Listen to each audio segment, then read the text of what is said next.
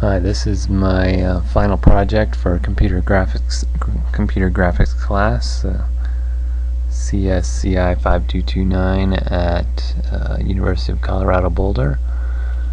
I recreated the Death Star trench run from the movie Star Wars. I started out with a spherical view of the Death Star with a regressed or indented laser dish.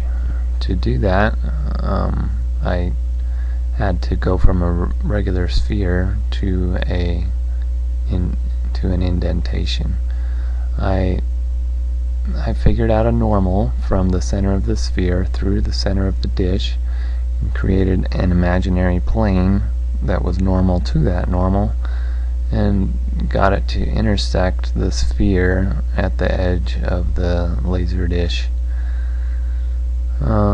Then I subtracted the distance from the edge of the sphere to that plane.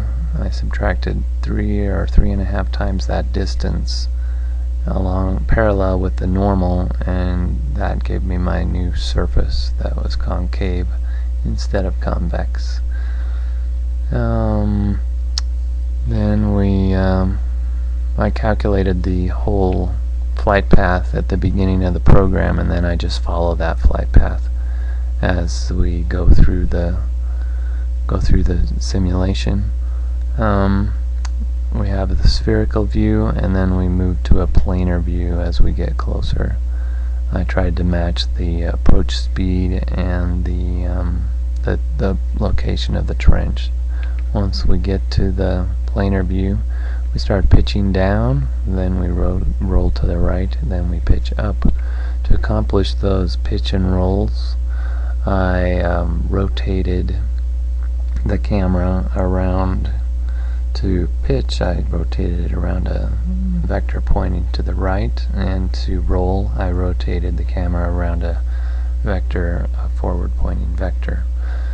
Then we have a targeting computer. To get that on here, I had to use 3 viewports: the main viewport, and then a secondary viewport containing the wireframe model with 2 vertical red lines behind the wireframe model that when they approach each other and when they touch, it's time to fire the proton torpedoes.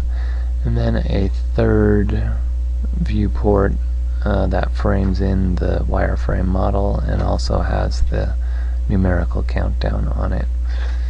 In the main viewport, we have vertical oscillation in the flight path as in the movie, and there's a wall at the end of the trench that we need to pull up before we hit it, but I did not want to show it until later to add a little mystery to the